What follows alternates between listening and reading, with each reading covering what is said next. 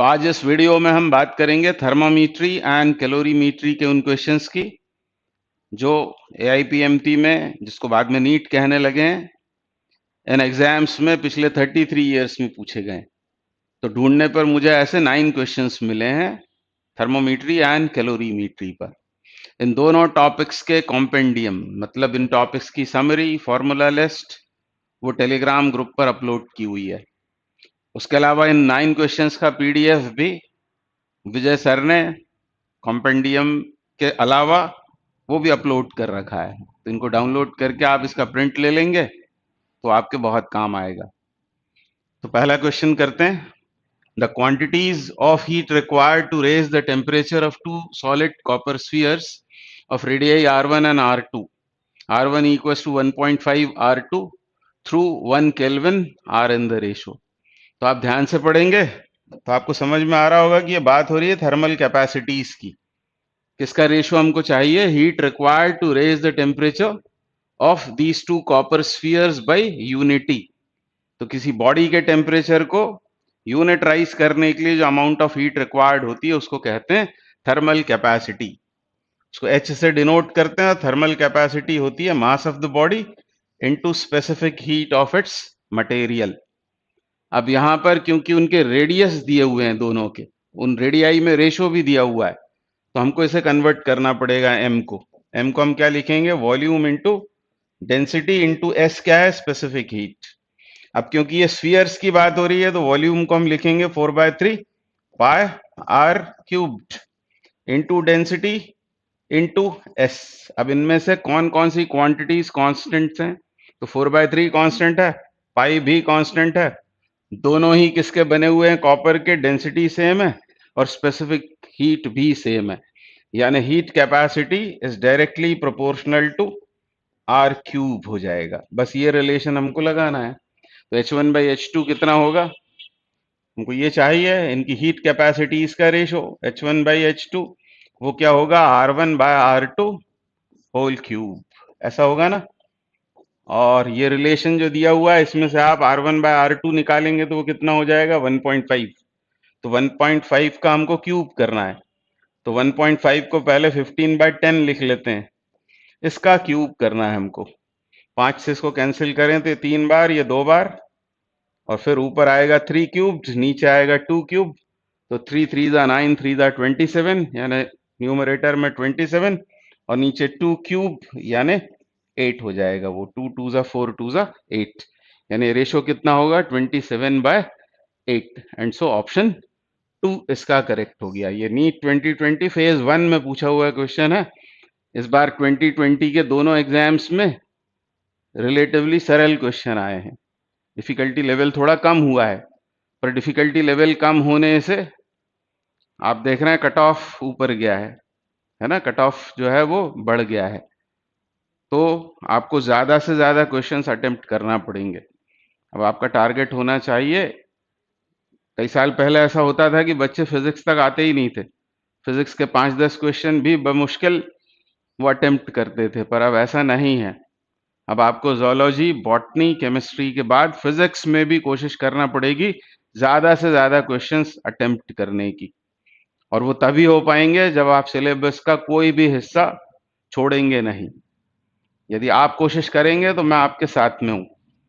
आप बिल्कुल मुझसे फोन पर डिस्कस कर सकते हैं। बहुत सारे बच्चे जानते हैं, वो मुझे कॉल करते हैं, अपनी डिफिकल्टी पूछते हैं।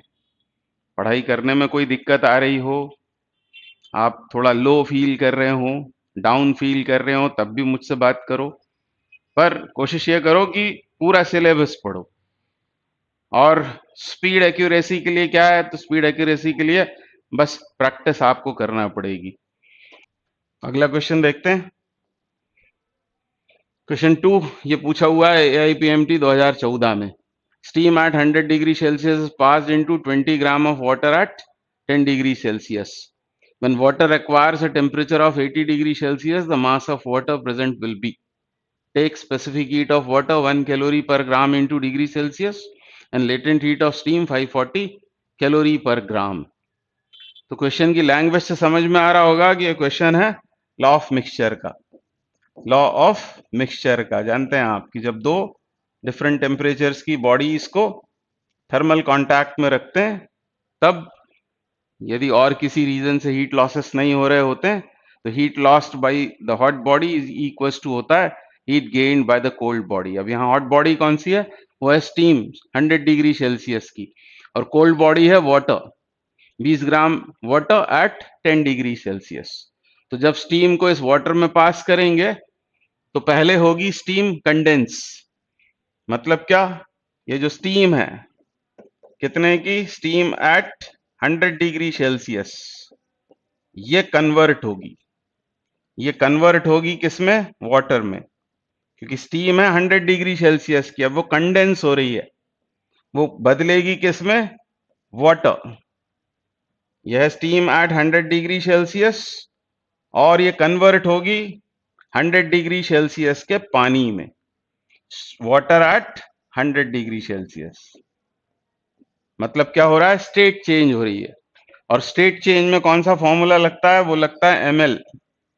m ये हो जाएगा मास ऑफ स्टीम, उसको ms लिख देते हैं, और l क्या आएगा? v, latent heat of vaporisation या लेटेंट हीट ऑफ स्टीम दे रखा है 540। ये फॉर्मूला लगाकर इधर कितनी हीट स्टीम पानी को देगी, कौन से पानी को? ये 20 ग्राम पानी को, ये निकलेगा। ठीक है, थोड़ा डिफिकल्ट क्वेश्चन है, सोचना पड़ता है इसमें। स्टीम एट 100 वो कन्वर्ट हो रही है वाटर एट 100 डिग्री सेल्सियस पर, कंडेंसेशन हो रहा है, स्टेट चेंज हो रही है, और स्टेट चेंज में ये फॉर्मूला लगता है ms into LV, mass of steam into latent heat of steam. इसके बाद क्या होगा? इसके बाद ये 100 डिग्री सेल्सियस का पानी, ये इसका टेम्परेचर डिक्रीज होगा, इसका टेम्परेचर होगा डिक्रीज, और ये वाटर बन जाएगा कितने का? 80 डिग्री सेल्सियस का। 80 डिग्री सेल्सियस का ये पानी बन जाएगा। अब यहां क्या हो रहा है? टेम्परेचर में चेंज, तो यहां फॉर्मूला लगेगा ms delta theta. ms delta theta, m किसका? फिर से स्टीम का, s मतलब स्पेसिफिक हीट किसकी? पानी की, और यहां क्या आएगा? वाटर एट 100, ये वाटर एट 80 पर आ गया, 100 माइनस 80, तो आप बोले तो यहां पर सीधे मैं लिख देता हूं 20 डिग्री सेल्सियस टेम्परेचर में चेंज। ठीक है, ये आएगा टोटल, क्या है ये? Loss of heat by the steam. और ये हीट गेन कौन करेगा? तो ये हीट गेन होगी पानी से। ये 20 ग्राम का जो पानी है 10 डिग्री सेल्सियस का, वो करेगा हीट गेन। और हीट गेन करने में होगा क्या? वो पानी है कितना? 20 ग्राम पानी। 20 ग्राम पानी कितने का? 10 डिग्री सेल्सियस का, और वो कन्वर्ट हो रहा है 80 डिग्री सेल्सियस के पानी में, वाटर एट 80 डिग्री सेल्सियस। और ये अभी हमने कर लिया, मतलब ये सोचते हुए कि ऐसा ऐसा हो रहा होगा, पर उसका एक कंफर्मेशन भी रहता है, आपको इक्वेशन बनाना रहती है heat loss is equal to heat gain से, और जो थीटा है ना, जो इक्विलिब्रियम का टेम्परेचर है, उसको कोल्ड बॉडी और हॉट बॉडी के टेम्परेचर्स के बीच में कहीं लाई करना चाहिए। तो यहां देख रहे हैं आप, ये 100 है, वो कितना है? वाटर 10, और ये वहीं कहीं बीच में लाई कर रहा है। ठीक है ना, तो ऐसा ही कुछ हो रहा होगा। तो 20 ग्राम पानी 10 डिग्री सेल्सियस का, वो आया है, पानी बन गया 20 ग्राम कितने का? 80 डिग्री सेल्सियस का। और यहां भी फॉर्मूला लगेगा ms delta theta, mw sw into delta theta, rise of temperature, मतलब 70 हो जाएगा वो, है ना। ये सब तो दिमाग में चल रहा होगा आपके, एग्जाम में करते समय सीधे आप ये सब आप मन में सोच रहे होंगे और इक्वेशन बनाते चलेंगे फटाफट। ms मास ऑफ स्टीम, कितनी है मास ऑफ स्टीम? तो मास ऑफ स्टीम तो हमको दिया ही नहीं है ना, कोई बात नहीं, नहीं दिया है तो उसको अपन ms लिख लेते हैं, मास ऑफ स्टीम। फिर लेटेंट हीट कितनी? 540, ये हुआ प्लस, अब इसके लिए लिखेंगे mass of steam into specific heat of water. ये देखो आप CGS में चल रहा है सब कुछ, ये वैल्यू भी हमने CGS वाली ली हुई है, SW मतलब स्पेसिफिक हीट ऑफ वाटर, वो भी दे रखा है 1 CGS यूनिट्स में, और ये आया 20। ये हो गया total heat lost is equal to heat gained. अब हीट गेन के लिए क्या करेंगे, यहां रखेंगे हम 20 ग्राम, ठीक है, ये हो गया 20 ग्राम। उसके बाद स्पेसिफिक हीट 1, फिर से सीजीएस यूनिट्स में ही बात हो रही है, और ये कितना हुआ 70 तो कितना हो गया ये 1400 1400, ठीक है। और इधर ये एमएस यदि कॉमन कर लें तो 540, ये हो गया 560। बहुत लंबा हो गया है ना क्वेश्चन, तो है ही वो ऐसा, इतना समय लगेगा ही आपको, बहुत प्रैक्टिस में होगा तब भी वो इतना समय लेगा। तो किसी क्वेश्चन में समय यदि ज्यादा लगता है तो चिंता नहीं करें, उसमें उतना ही लगेगा। और कुछ क्वेश्चंस ऐसे होंगे कि जिसमें आपको कुछ सेकेंड्स में ही आंसर मिल जाएगा, ठीक है। तो चिंता नहीं करनी है आपको इतनी, आप ज्यादा परेशान नहीं होंगे। तो एमएस कितना होगा, ये होगा 1400 अपॉन 560, ठीक है ना। तो ये कितना आ जाएगा, तो अब 14 के पहाड़े में आता है क्या, 56 आता है। ये हो जाएगा 40 बार कैंसिल और ये 100 बार, ठीक है। एक जीरो कैंसिल होके 10/4 यानी क्या आ गया 2.5, और ये आएगा किसमें, ग्राम में। इसका मतलब 2.5 ग्राम स्टीम वो पानी में बदल गई है, और टोटल क्या बन गया है, पानी। ये भी पानी था कोल्ड बॉडी, वो 80 डिग्री सेल्सियस का पानी ही तो बना। तो 20 ग्राम था पानी, और स्टीम इतनी 2.5 ग्राम स्टीम भी पानी में कन्वर्ट हो गई, यानी टोटल वाटर कितना बन गया 22.5 gram. And so option 4 is correct. तो इस तरह के यदि सवाल आते हैं तो समय ज्यादा लगे तो उसकी चिंता मत करना, उसमें समय ज्यादा लगेगा ही, मैं भी करूंगा, आप भी करोगे, या कोई और स्टूडेंट भी करेगा तो भी टाइम इतना ही लगेगा। वो बात अलग है कि यदि आपने इसको 1-2 बार 4 बार सॉल्व कर रखा होगा तो कुछ समय आप बचा लेंगे, इतना आपको सोचना नहीं पड़ेगा, पर करना तो इसी तरह से है। तो अगला क्वेश्चन देखते हैं, क्वेश्चन 3 क्या बोल रहे हैं, when 1 kg of ice at 0 degree Celsius melts into water at 0 degree Celsius, the resulting change in its entropy taking latent heat of ice to be 80 calorie per gram is. तो बात यहां हो रही है एंट्रोपी की, तो physics की quantity है, वैसे तो ये फिजिक्स की फिजिकल क्वांटिटी है, पर केमिस्ट्री में आपने इसको बहुत सुना होगा एंट्रोपी को। हमसे पूछा है रिजल्टिंग चेंज इन एंट्रोपी, तो इसमें आप थोड़ी चालाकी दिखा सकते हैं इस क्वेश्चन में।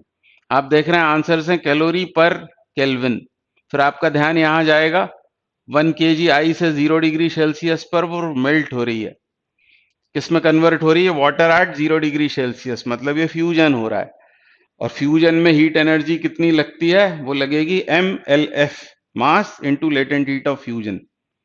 तो एंट्रोपी का वैसे तो फॉर्मूला ही आपको पता होगा, पर आपको ये काम करना है, कैलोरी पर केल्विन एक्चुअली फॉर्मूला है ये, और Q कितना होगा, mass into latent heat of fusion upon absolute temperature. अब मेल्टिंग में टेम्परेचर तो कांस्टेंट रहता है, 0 डिग्री सेल्सियस बना रहता है, उसको केल्विन में कन्वर्ट कर लेना है, मतलब इधर तो आ जाएगा 273 273, और फिर मास 1 kg उसका ग्राम बना लेते हैं, और लेटेंट हीट ऑफ फ्यूजन हमको दे रखा है 80 कैलोरी पर ग्राम, ठीक है। तो ग्राम से ग्राम कैंसिल आउट हो जाएगा, यहाँ आएगा 80 और क्या आएगा इंटू 1000, 80 इंटू 1000 अपॉन 273, ये हमारा आंसर होगा, ये हमारा आंसर होगा। अब क्या ये हो सकता है, क्या ये हो सकता है, आप इसी से देख सकते हैं आया आंसर किस में हमारा, कैलोरी पर केल्विन में, कैलोरी पर केल्विन इन यूनिट्स में।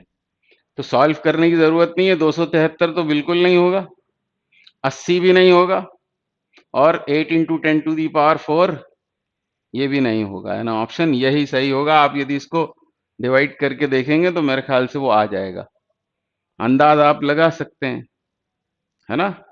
कैसा अंदाजा लगा सकते हैं आप कि ये यदि 240 होता मान लो तो ये 3 बार कटता, 240 होता तो 3 बार कटता, 240 से ज्यादा है तो 3 से ज्यादा बार ये कटेगा। मान लो 3 बार काटते हैं हम इसको, तो 1000/3 333 आता, ये थोड़ा ज्यादा आएगा 3 से, इसका मतलब 333 से कम होगा आंसर। तो ऐसा आप थोड़ा चालाकी दिखाकर इस आंसर तक पहुंच जाएंगे। हाल फिलहाल आंसर है 3। तो आप देख रहे हैं कि कुछ भी पूछा जा सकता है। यहां पर एंट्रोपी ही पूछ लिया। तो एक आपको एक बात मुझे बतानी है, ये कि टेलीग्राम ग्रुप पर मैंने अभी रिसेंटली क्विज भी स्टार्ट कर दी है। उस क्विज में मैं ऐसे ही क्वेश्चंस पूछ रहा हूं जो बहुत इंपॉर्टेंट हैं। उस तरह के क्वेश्चंस आने पर यदि आपने नहीं पढ़ा होगा तो आप बिल्कुल भी आंसर नहीं कर पाएंगे। कोई शॉर्ट ट्रिक काम नहीं करेगी और ना ही कोई लॉजिक काम करेगी। फॉर एग्जाम्पल, यदि उन्होंने पूछ लिया कि स्पेसिफिक हीट सबसे ज्यादा किसकी होती है, तो वो होती है हाइड्रोजन के लिए। कितनी होती है? वो होती है 3.5 calorie per gram into degree Celsius. ऐसा पूछा जा सकता है। या पूछ लेंगे कि स्पेसिफिक हीट सबसे कम किसके लिए होती है, तो वो होती है रेडॉन एक्टिनियम के लिए, लगभग 0.22 calorie per gram into degree Celsius. तो ऐसे यदि क्वेश्चंस आएंगे नॉलेज बेस्ड, तो पता होने पर ही हम आंसर कर पाएंगे। तो वो क्विज भी आप बहुत इंटरेस्ट लो उसमें, उससे फायदा उठाओ। वो आपके ही फायदे के लिए कर रहे हैं। नेक्स्ट क्वेश्चन करते हैं। On a new scale of temperature, which is linear and called the W scale, the freezing and boiling points of water are 39 degree W and 239 degree W respectively. What will be the temperature on the new scale corresponding to a temperature of 39 degree Celsius on the Celsius scale? AIPMT 2008 में पूछा हुआ है question. तो यहां बात हो रही है कौन से वो दो स्केल्स हैं, एक सेल्सियस स्केल है और दूसरा है वो नया स्केल। कभी कभी न्यू स्केल बोलते हैं, कभी वो फॉल्टी स्केल भी बोल सकते हैं। हमको क्या दिया हुआ है, तो वो नए स्केल पर लोअर फिक्स्ड पॉइंट मतलब आइस पॉइंट, वो क्या बना रखा है, वो बना रखा है इस नए स्केल, जिसको क्या बोला है इसने, डब्ल्यू। उस पर वो है 39 डिग्री डब्ल्यू। और अपर फिक्स्ड पॉइंट मतलब ही क्या कहते हैं उसे, स्टीम पॉइंट, वो कितना है 239 डिग्री डब्ल्यू, यानी 200 इक्वल पार्ट्स हैं इसके। ठीक है, 200 डिविजन्स हैं इस स्केल के, है ना। और दूसरा कौन सा स्केल है, तो दूसरा है हमारा सेल्सियस स्केल। तो सेल्सियस स्केल पर तो हम जानते हैं, क्या जानते हैं आप, यहां होता है 0 degree Celsius lower fix point, upper fix point 100 और 100 इक्वल पार्ट्स करते हैं। ये सब वहां नहीं करना है, वो तो याद आ जाएगा आपको। बस आपने वो आइडेंटिटी पढ़ी हुई है, temperature on a scale minus lower fix point upon upper fix point minus lower fix point. Detail में इसको वो कॉम्पेंडियम में हमने इंक्लूड किया हुआ है, वो देख सकते हैं आप। अब बोला क्या जा रहा है आपसे कि इस स्केल पर, सेल्सियस स्केल पर जो 39 है, तो नए स्केल पर वो कितना होगा। तो सेल्सियस के लिए क्या लिखेंगे, temperature on a scale minus lower fix point मतलब 0 upon upper fix point minus lower fix point that is 100। और वो नए स्केल पर वो टेम्परेचर मान लेते हैं x, जो हमको फाइंड करना है, w भी लिख सकते हैं उसे, minus lower fix point is 39, upper fix point minus lower fix point that is 200। बहुत ही आसान है, ये 2 बार कट गया, 2 का हो गया क्रॉस मल्टीप्लीकेशन, तो 2 इंटू 39 प्लस 39, ये आ गया आपके पास x का वैल्यू। वो नए स्केल पर मतलब जो सेल्सियस स्केल पर 39 डिग्री सेल्सियस है, वो नए स्केल पर ये इतना है। अब इसमें 39 कॉमन कर लें तो 2 + 1 हो गया 3, और इसको मल्टीप्लाई करने लाए, 9 तिया 27, हासिल क्या है 2, 3 तिया 9 और 2 11, 117 degree W is the correct answer. तो वो स्केल बहुत अच्छे से देख लेने चाहिए। तो फॉल्टी थर्मामीटर पर भी क्वेश्चन आता है, फॉल्स थर्मामीटर पर भी आता है, और ऐसा न्यू स्केल के ऊपर भी आता है। तो उसको, और आपस में तो कन्वर्शंस आते ही हैं, सेल्सियस से फ़ारेनहाइट, फ़ारेनहाइट से सेल्सियस, और ग्राफ भी पूछ लेते हैं उसके ऊपर, तो वो आप जरूर देख लेंगे। अगला question, if 1 gram of steam is mixed with 1 gram of ice, then the resultant temperature of the mixture is. इस क्वेश्चन के बारे में ये आईपीएमटी 99 में पूछा हुआ है, और ये क्वेश्चन मैंने डिटेल में स्टैंडर्ड रिजल्ट्स के नाम से जो वीडियोस डाले हुए हैं, उसमें ये क्वेश्चन भी और इससे एसोसिएटेड जो क्वेश्चंस हैं वो भी उसमें बहुत अच्छे से समझाए हुए हैं डिटेल में। और ये क्वेश्चन ऐसा है, केवल इतना ही आया सपोज, तो ये तो रटने वाला क्वेश्चन है, इसका तो आंसर है 100 डिग्री सेल्सियस। और ये क्वेश्चन ऐसा है जो जेई में भी आया, नीट में भी आया, एनडीए में भी आया। फिर से आप इसको ध्यान से पढ़ लें। 1 ग्राम स्टीम 1 ग्राम आइस के साथ मिक्स की गई। कुछ क्वेश्चंस में लिखा होता है 1 gram steam at 100 degree Celsius is mixed with 1 gram of ice at 0 degree Celsius, then the resultant temperature of the mixture is. करने का तरीका उसमें बताया हुआ है। लॉ ऑफ मिक्सचर लगाएंगे, लॉ ऑफ मिक्सचर लगाएंगे और पहले हम ये मान लेंगे कि स्टीम कंडेंस हुई, आइस मेल्ट हुआ, पानी बन गया थीटा का।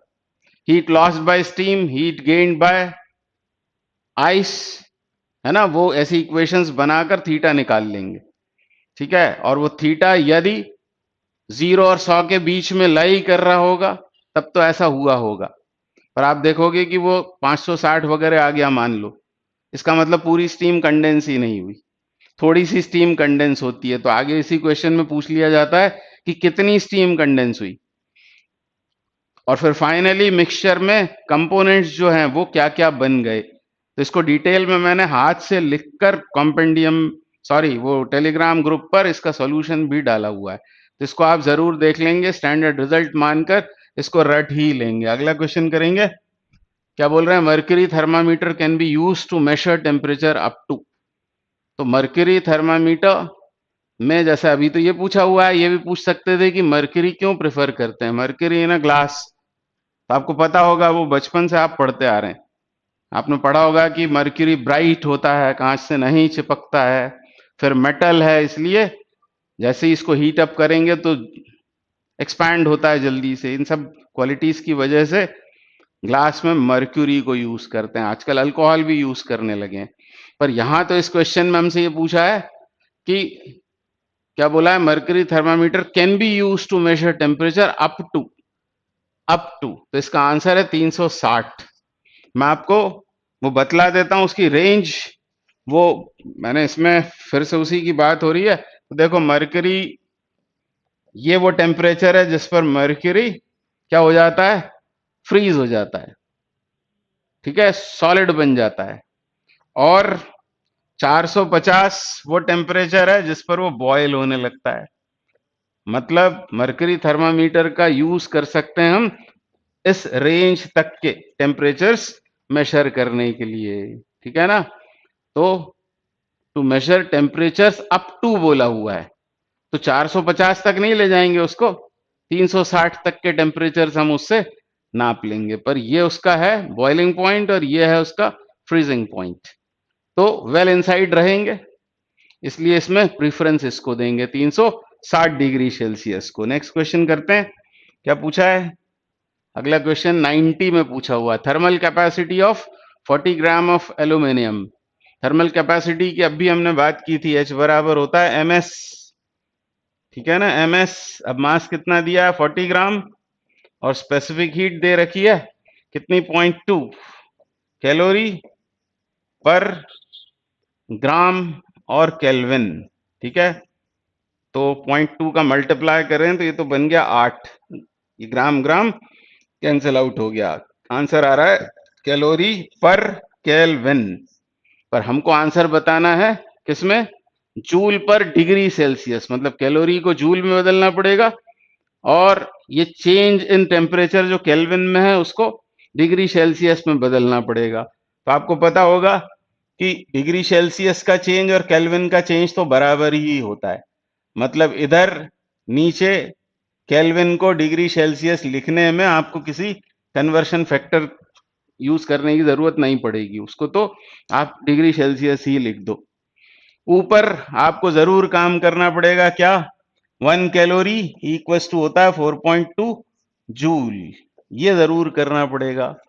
तो इसमें मल्टीप्लाई करना रह गया, ये 8 दूनी 16, हासिल किया 1 32 और 1 33, 33.6 joule per degree Celsius, joule per degree Celsius, ये आंसर सही हो जाएगा। Answer 4 is correct. Next question करेंगे। क्या बोल रहे हैं, centigrade and Fahrenheit thermometer are dipped in boiling water, the water temperature is lowered until the Fahrenheit thermometer registered 140, what is the fall in temperature as registered by the centigrade thermometer. अच्छे से इसको पढ़ेंगे। पहले क्या बोला है उसने, दो स्केल्स की बात हो रही है, देखो एक फ़ारेनहाइट है और दूसरा कौन सा है, दूसरा है सेंटीग्रेड। पहले इसको सेंटीग्रेड बोलते थे, अब इसे सेल्सियस बोलते हैं। सेंटीग्रेड मतलब 100 डिविजन्स वाला, इसलिए उसका नाम सेंटीग्रेड है। सेल्सियस ये वैज्ञानिक का नाम है। तो एक है सेंटीग्रेड और एक है Fahrenheit thermometer are dipped in boiling water. तो ये यदि फ़ारेनहाइट स्केल है, बॉइलिंग वाटर में उसको डिप किया तो वो मरकरी यहां तक चढ़ जाएगा, वो जो कैपिलरी रहती है उसमें मरकरी यहां तक आ गया। इसको आप कितना बोलते हो, 212 डिग्री फ़ारेनहाइट। ठीक है। और क्या बोला है, बॉइलिंग वाटर, दोनों को बॉइलिंग वाटर में ही डिप किया है, तो सेल्सियस स्केल पर ये कितना होगा, 100 डिग्री सेल्सियस। फिर क्या बोला जा रहा है, the water temperature is lowered until the Fahrenheit thermometer registers 140। इसमें टेम्परेचर को लोअर किया तब तक जब तक कि 140 डिग्री फ़ारेनहाइट रजिस्टर ना होने लगे। ठीक है, मतलब ये चेंज इन फ़ारेनहाइट यहां पर आपको दिखाई दे रहा है। ठीक है, तो हमको बताना क्या है, what is the fall of temperature as registered by the centigrade thermometer. इसको आप और भी तरीकों से कर सकते हैं, पर मेरे ख्याल से ऐसा करना चाहिए कि यदि हम फ़ारेनहाइट स्केल की बात करें, लोअर फिक्स पॉइंट से अपर फिक्स पॉइंट जाएं तो कितना जाएंगे हम, 32 से 212, मतलब 180 डिविजन्स ऊपर जाते हैं। और सेल्सियस स्केल में आइस पॉइंट से स्टीम पॉइंट जाएंगे तो कितना ऊपर जाते हैं, 100। मतलब सेल्सियस स्केल में 100 डिग्री का चेंज, ये चेंज के लिए डिग्री साइन कई बार इस तरफ लगा दिया जाता है, राइट हैंड साइड में ऊपर सुपरस्क्रिप्ट डिग्री यहां लगी हो, मतलब चेंज ऑफ टेम्परेचर है ये। तो आइस पॉइंट से स्टीम पॉइंट जाने में सेल्सियस स्केल में चेंज कितना होता है, 100 डिग्री सेल्सियस का। और इधर कितना चेंज आता है, 180 डिग्री फ़ारेनहाइट का। ऐसा होता है। अब यहां पर हमको दिख रहा है कि यहाँ 140 से 212 जा रहे हैं। 140 से 212 मतलब कितना चेंज, कितना चेंज, 140 मतलब 60 70 72 डिविजन्स, इसमें 72 डिविजन्स नीचे आ रहे हैं। तो हम यहां पर ये पता कर लेंगे कि कितने डिविजन्स नीचे आए। इस रिलेशन से भी आप काम कर सकते हैं, यूनिटरी मेथड से। ठीक है, तो देखते हैं अभी। अब यदि एक फ़ारेनहाइट का डिक्रीज या चेंज लाया होता, एक फ़ारेनहाइट के करस्पॉन्डिंग कितने का चेंज आएगा, तो आप लिखोगे 100/180।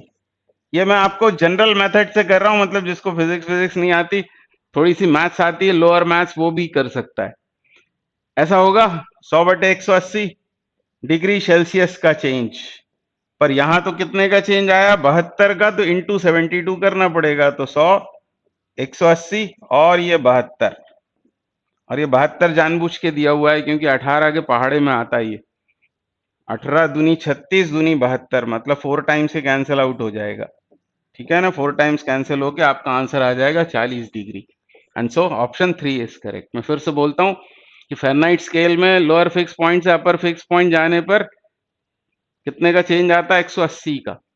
तो सेल्सियस में कितना आ जाता है, 100 का। ये रिलेशन है, ये वैसे भी बहुत काम आता है। फिर 1 डिग्री फ़ारेनहाइट यदि नीचे या ऊपर जाए फ़ारेनहाइट स्केल में, तो 180 को उधर ले गए, यानी इधर 1 डिग्री फ़ारेनहाइट का चेंज करें तो सेल्सियस में कितने का चेंज आ जाता है, 100/180, यानी 5/9 का। तो 72 का चेंज लाने पर डिग्री सेल्सियस में कितना चेंज आएगा, तो इंटू 72 कर दिया, तो डिग्री सेल्सियस में 40 डिग्री का चेंज आ जाएगा इधर। मतलब ये टेम्परेचर कितना होगा पूछते तो ये हो जाएगा 60 डिग्री, पर हमसे तो चेंज पूछा हुआ है, तो आंसर हो जाएगा 40 डिग्री। नेक्स्ट क्वेश्चन क्या बोल रहे हैं, 10 gram of ice cubes at 0 degree Celsius are released in a tumbler, water equivalent 55 gram at 40 degree Celsius. Assuming that negligible heat is taken from the surroundings, the temperature of water in the tumbler becomes nearly, मतलब एक खाली tumbler है जिसका water equivalent है 55 ग्राम, पर वो है कितने पर, 40 डिग्री सेल्सियस पर, और 10 ग्राम आइस क्यूब्स हैं 0 डिग्री सेल्सियस पर। तो आइस क्यूब्स कितने पर हैं, 0 डिग्री सेल्सियस पर। पहले आइस क्यूब्स मेल्ट होंगे और फिर उसका बनेगा पानी। ये 2 स्टेप में इधर काम होगा, और इधर क्या होगा, वाटर इक्विवेलेंट जिसका दे रखा है टम्बलर का, उसका टेम्परेचर है 40 डिग्री सेल्सियस। इसमें क्या होगा, ये हीट गेन करेगा, ये आइस और ये टम्बलर हीट लॉस करेगा। और हम मान लेते हैं कि जब फाइनली पानी बन गया तब उसका टेम्परेचर हो गया थीटा, मतलब इक्विलिब्रियम टेम्परेचर हमने थीटा मान लिया। इधर पहले होती है स्टेट चेंज, कितनी आइस है 10 ग्राम, 10 ग्राम आइस कितने की 0 डिग्री सेल्सियस की, ये कन्वर्ट होगी पहले 10 gram water at 0 degree Celsius पर। ml फॉर्मूला लगाएंगे, एल दे रखा है 80 कैलोरी पर ग्राम।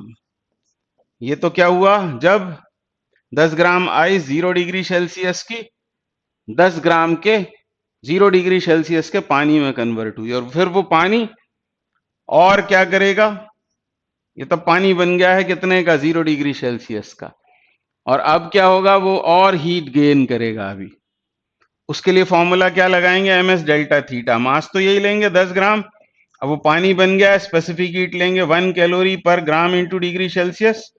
और जैसा हमने कहा कि मान लो टेम्परेचर हो गया थीटा, तो कहां से थीटा हो गया, वो कितने से थीटा हो गया, 0 था, 0 से थीटा हो गया, मतलब यहां आएगा थीटा माइनस 0। ये है टोटल हीट गेन्ड, ठीक है। और इधर आएगा हीट लॉस्ट। हीट लॉस किसने किया, टम्बलर ने, पर उसको हमने पानी की टर्म्स में कितना बोल दिया, 55 ग्राम, जो उसका वाटर इक्विवेलेंट है। तो हम भूल जाएंगे कि वो टम्बलर है, हम तो बोलेंगे हमारे पास पानी है 55 ग्राम का। 55 ग्राम का पानी है, पानी की स्पेसिफिक हीट, और उसका टेम्परेचर कितना हो गया 40 से थीटा, तो घटा है, यानी 40 माइनस थीटा यहां पर आएगा। थोड़ा और विचार करना, आप बहुत आराम से सॉल्व हो जाएगा। Now this is to be solve for theta.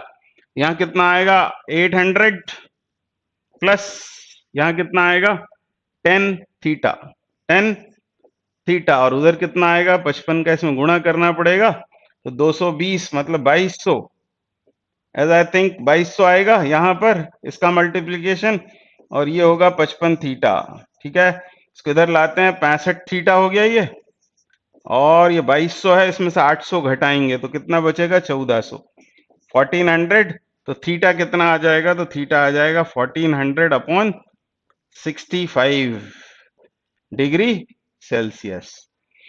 अब क्या इसको डिवाइड करना पड़ेगा, यदि 70 होता तो कितना आता, 70 होता तो ये 20 आता, ठीक है। 70 से थोड़ा कम है तो ये 20 से थोड़ा ज्यादा आएगा, तो आप ये आंसर तक पहुंच जाओगे, मतलब आपको एग्जैक्टली उसको डिवाइड नहीं करना पड़ेगा। तो इन क्वेश्चंस की प्रैक्टिस कर लें आप, और सिमिलर टाइप के और क्वेश्चंस तो हम कर ही रहे हैं। प्रैक्टिस क्वेश्चंस में वो सब क्वेश्चंस अटेम्प्ट करो, प्रैक्टिस से ही होगा, सोचने से होगा। और ये मेरी तरफ से आपको जो हेल्प हो रही है, ये किसी भी लालच में नहीं हो रही है, ये सब आपके फायदे के लिए है। मैं आपका वेल विशर हूं, आप मुझसे कभी भी फोन करके अपनी प्रॉब्लम जो है वो डिस्कस कर सकते हैं। Thank you very much.